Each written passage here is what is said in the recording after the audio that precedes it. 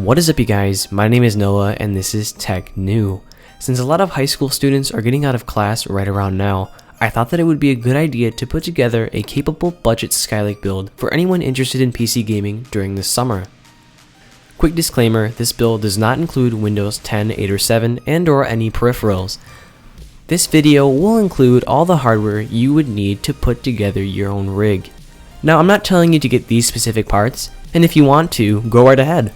PC Part Picker is great because it finds retailers with the best prices for specific pieces of hardware. However, I encourage you to use my list of components as a guideline if you want to build a rig in this price range. So, here's my interpretation of the best Skylake build money can buy under $600 as of summer 2016.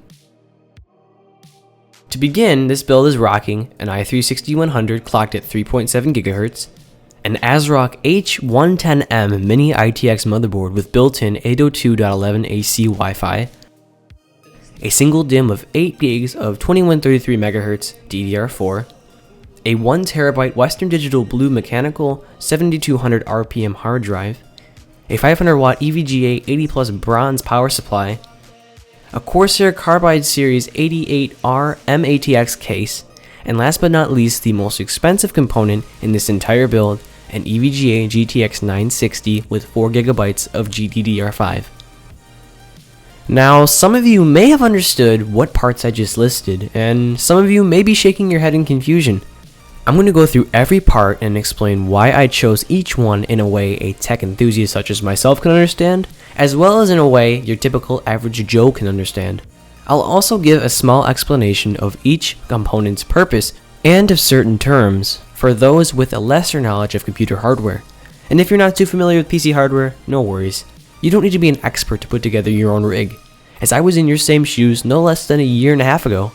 So let's start off with the processor, or the central processing unit. As it is metaphorically the brain of your computer, choosing the right CPU is critical. From doing some light research, I concluded that the 6100 was an appropriately priced processor that wouldn't bottleneck a decent GPU. A bottleneck is a limitation in performance of a component due to another component. For example, an underperforming CPU may limit the performance of a high-performing GPU, resulting in a drop in frames per second. A processor one may compare to it would be the AMD FX 6300. In this video by Digital Foundry, you will find that the Skylake i3 handles graphically intense games better than its AMD counterpart. For the record, AMD processors have more, less powerful cores, whereas Intel processors have less, more powerful cores. And before I continue, I just want to add, I'm not hating on AMD. In some case scenarios, an AMD processor is the optimal choice. However, this is a Skylake build and is obviously why I went the Intel route. For this reason, and for its price point, I chose this processor. You can pick up an i3-6100 on SuperBiz for $110.99. If you decide to get a beefier cooler, you can always overclock the CPU for enhanced performance. Overclocking is a method where one ups the stock clock ratio or amount of megahertz or gigahertz to a higher ratio in the motherboard's BIOS or settings. This results in increased performance as the processor can cycle through data quicker due to the higher clock speed. However, overclocking increases the amount of electricity needed to power the CPU, which in turn produces more heat. This is why you need a better cooler than the stock one provided by Intel. Next, we have the motherboard, or what I like to call the hub of the computer. This is what all of your components attach to, which altogether form your PC. I chose a lower end board, specifically the H110M mini ITX motherboard from ASRock. This motherboard is of the LJ1151 socket, which is designed for the Skylake series of processors from Intel. For $67 on SuperBiz, you can get a pretty solid component that gets the job done, as indicated in its single, positive, and only review on PC Part Picker. The real selling point is the board's integrated 802.11ac Wi-Fi, the latest generation of wireless technology. This eliminates the need for a separate wireless card. If you decide to buy this motherboard, I definitely recommend you read the review, as it states that the wireless setup can be a little bit finicky. And to be quite honest, any compatible motherboard in the $40 to $60 range will work well for this build. I personally chose this board because of its integrated wireless. Keep in mind, you can always buy a separate good wireless card for around $20 to $30. Next we have RAM. Random access memory is where your CPU temporarily stores data for very quick access while performing a number of different tasks. If your CPU always drew data from your SSD or hard drive, performance would be much slower. Since RAM is way faster than your standard storage, it is ideal for this purpose. Because the H110M only has 2 RAM slots, I went with a single DIMM of 2133 MHz DDR4 from Crucial. As of 2016, 8GB of RAM is standard for gaming, no more, no less.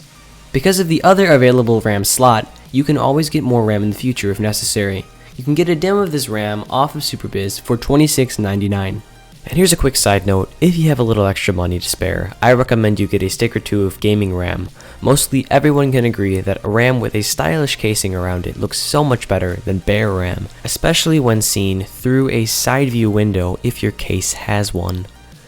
Next we have the storage, which obviously stores data you access on your computer. I chose a 1TB Western Digital Blue drive as it offers fast, reliable mass storage for a reasonable price. However, although more expensive, having a solid state drive or an SSD can make for a very pleasant, smooth user experience, from booting up to loading applications and games in seconds. An SSD is a chip-based storage, which results in very fast read and write speeds compared to a hard drive's slower read and write mechanical method off of a traditional magnetic disk. However, getting a higher capacity 7200 RPM hard drive isn't a bad idea either. You can get one of these off of Outlet PC for $47.49. Next, we have the most important component in a gaming build, the graphics processing unit, or the GPU. Someone, I don't really remember who, described the GPU like a surgical blade. Would you rather a surgeon operate on you using a sharp, precise surgical blade, or a Swiss Army knife blade? The simple answer is a surgical blade. Like a surgical blade, a GPU has a very specific purpose, which is processing graphics, whether in-game or in creative applications. A CPU is more like a Swiss Army knife, which is designed to do a number of different tasks. I didn't come up with this concept, so don't quote me on it. A person on a budget is highly unlikely to own a high-resolution monitor, such as a 2K or 1440p panel. This machine is meant for 1080p gaming at medium, high, and even ultra settings depending on the title you're playing. With 4 gigs of GDDR5 or VRAM, the GTX 960 has proven to be a very capable card for graphically intense gaming at 1080p. Therefore, I chose the, here we go, EVGA 04G-P4-3965-KR variant of the GTX 960. You can get this card off of Newegg for $189.99, which then becomes $169.99 after a $20 mail-in rebate. Next we have our power supply, which obviously supplies power to all the components in a PC. It's nothing really special, just an EVGA 500 watt 80 plus bronze certified unit, which is definitely enough to power all the components in this budget build. You can pick one of these up on SuperBiz for $43.99. And finally, we have the case, which houses all of your PC components. I chose the CORSAIR CARBIDE Series 88R case, which comes at $34.99 on Newegg. I would buy this case for its sleek looks at a low price. However, the case you choose gives your build personality. So I recommend choosing one similar in price to this case yourself. You may find a case that you really personally enjoy. This build comes to a base total of $543.43. After promo discounts, mail-in rebates, and sales tax, this build comes to a final total of $528.59, that being with a 5% sales tax. And for my foreign friends, I believe most of the prices will be similar in value to those in the United States. Well, that about wraps up everything. If this video helped you out, please leave a like, comment, and subscribe for more content like this. If you have any questions, feel free to let me know in the comments section down below.